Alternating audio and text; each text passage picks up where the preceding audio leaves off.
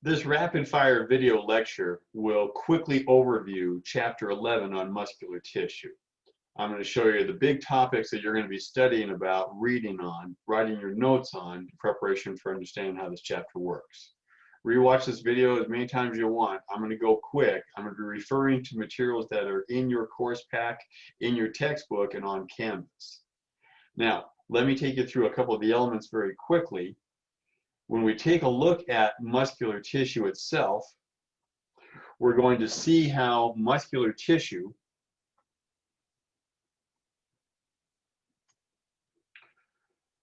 is what you think of when you talk about muscles.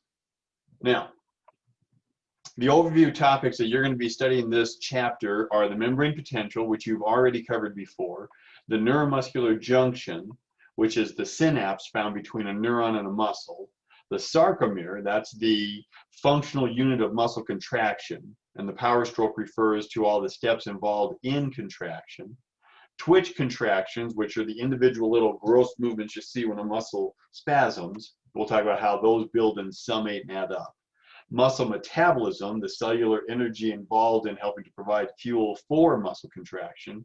And then we'll talk a little bit about cardiac and smooth muscle tissues. Now, all muscle tissue has two major properties. One is excitability. And excitability is the ability to respond to a stimulus. Now, we learned about this in nervous tissue. We learned all about membrane potential with sodium and potassium. You'll go back and review through the material about the resting membrane potential, depolarization, repolarization, threshold, all those details.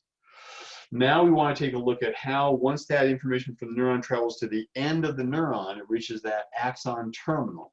And we see where that axon terminal synapses onto the muscle fiber in a structure called the neuromuscular junction, these big footprints.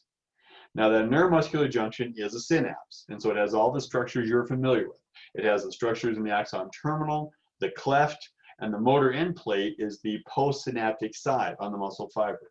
You're going to be taking a look at those various components, and here's a picture from your textbook.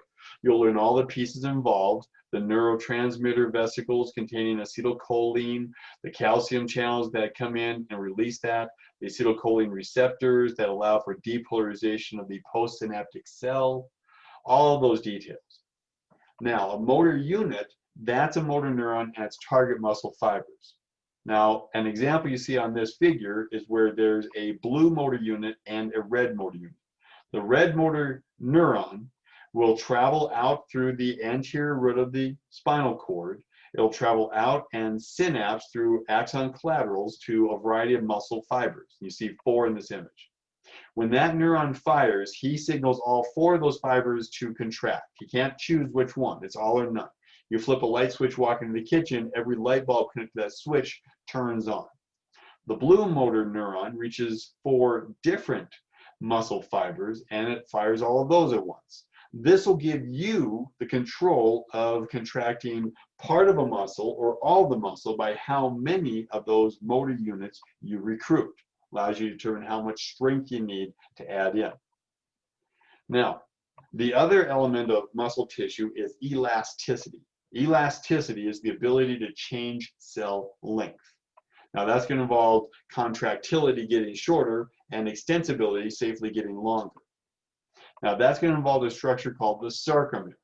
The sarcomere is the functional unit of muscle contraction, as I told you. And it's made of a number of proteins that you're going to be reading about, the thick filament and the thin filament.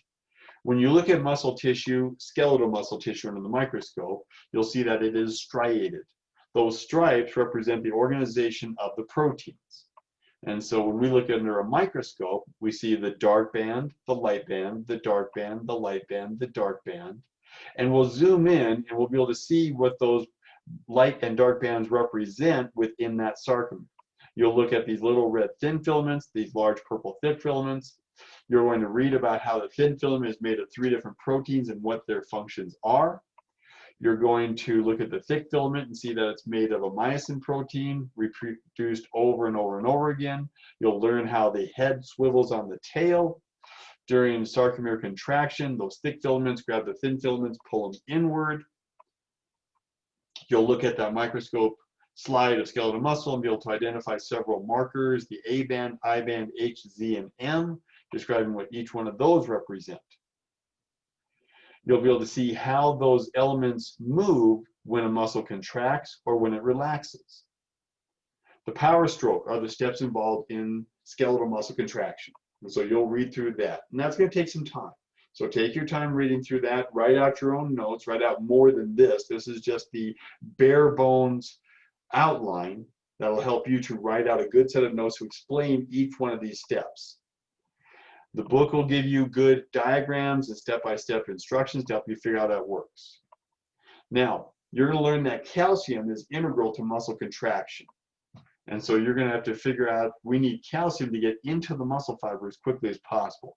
And so calcium movement into and out of the cell depends on two structures called the transverse tubule and the terminal cisterns. And in this diagram, that's the purple and the blue wrapping around all of these little proteins, helping us to move calcium into and out of the muscle fiber as quickly as possible. Now, in lab, we're going to take a look at a sarcomere, and we're going to be able to study the different parts. And so we've got our thick filament in the middle and our thin filaments on this Z disc and thin filaments on this Z disc. There's one sarcomere. When these thick filaments grab the thin filaments and pull inward, that's going to cause this to move like this, and that's going to make our muscle get shorter. When we disconnect the thick from the thin, that allows little elastic fibers to help pull everything back out, and the muscle can safely extend back to its resting state. And so you're going to figure out the elements involved in this kind of motion. Now, one of the big things that you're going to be doing in lab this week, and we'll work on it in Zoom, is we're going to build the sarcomere. There's a video in Canvas under the lab sheet, that's going to, a lab page, excuse me, that's going to show you what all these different pieces are. We're going to build these together, and we're going to build us a sarcomere and explain what each one of these proteins are and how they correspond to a sarcomere itself. So you'll want to take your time and make sure you understand how all these work.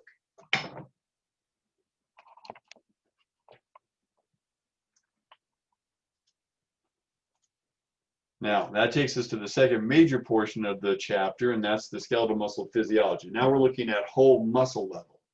And so when you stimulate a muscle and you get a little quick spasm, that's called a twitch contraction. And the book will describe how you can add up those twitches to get a full range motion or a much stronger motion, different types of summation.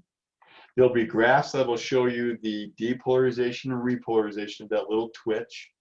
It'll describe tetanus, which is the accumulation of twitches. That's going to allow you to get a bigger range of motion to the point that you can even have a complete tetanus where you have maximum contraction and it's locked in as tightly as it can go. You're going to be studying about muscle tone, muscle tension. You're going to look at graphs here that show that when you want to stimulate a muscle to contract, the initial part of contraction is increasing tension without increasing length. Once you get the tension enough, then the length changes. And so that graph will show you the isometric, which means same length, and then the isotonic, which means same tension, phases of muscle contraction.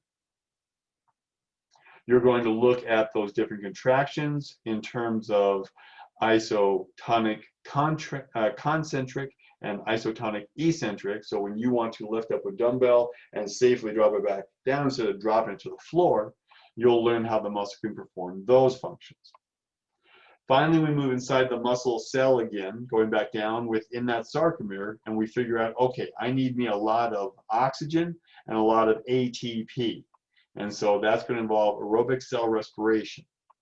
Now, you learned all about aerobic cell respiration back in Bio 181. We're going to review some of that. You're going to look through that and figure out how glycolysis allows us to be able to break down glucose down to carbon dioxide, generating lots and lots of ATP. Well, if you're in a position where you don't have a lot of oxygen readily available, you switch into anaerobic respiration, and that's where the glucose gets broken down to lactic acid. And we'll talk about that. Now, that takes us all into the fact that when your muscle wants to move, when you suddenly hear that it's raining outside and you left the windows in the car down, you're running out to the vehicle, your cells need energy. Well, it occurs in three stages: immediate energy, short-term energy, and long-term energy. The immediate energy involves a molecule called creatine phosphate. You get to read up and understand how that provides a momentary boost of energy for about the first 15 to 20 seconds of activity. After that, we're into anaerobic fermentation in short-term energy for about a minute. And then now your cardiovascular system is ready to deliver oxygen to your muscles, and you switch over to aerobic respiration. And depending on the health of your cardiopulmonary circulation, you can run as long as Forrest Gump. So make sure you understand how your body switches different energy forms, helping you to achieve what you need. Now you are going to get burned out over time. That's muscle fatigue. And you'll learn about the difference between high intensity fatigue and low intensity fatigue. Oxygen debt explains why you're breathing hard after you're done exercising. And then we get into talking about muscle fibers. And there's different types of muscle fibers. There are slow oxidative and fast glycolytic. You're going to help you to figure out which one of those fibers is best for a marathon runner and which one is best for a sprinter. And they'll even give you hints here, and you're going to help explain why. Finally, we get down to the types of muscle tissue that you look at under a microscope. As we said, skeletal muscle is striated. So you're going to identify the different features of skeletal muscle, taking a look at them under the microscope. You're going to look at cardiac muscle, and you're going to figure out the features involved with those tissues and what they look like under a scope. Cardiac muscle has some features unique from skeletal muscle. You'll be able to identify those. And then smooth muscle is non-striated, tapered, and then that's going to look very distinctive, and you're going to learn the features involved with that tissue. And so when smooth muscle contracts, it doesn't pull the same way a sarcomere does, it just scrunches up. We'll learn how that functions. Finally, we get down to muscle regeneration, and you're looking at muscle fiber growth and muscle fiber decay. That was a super fast whiz-bang presentation of the chapter. Rewatch this as many times as you need. Read through the notes. Ask me questions in Zoom. Send me emails. Talk with your classmates. And good luck.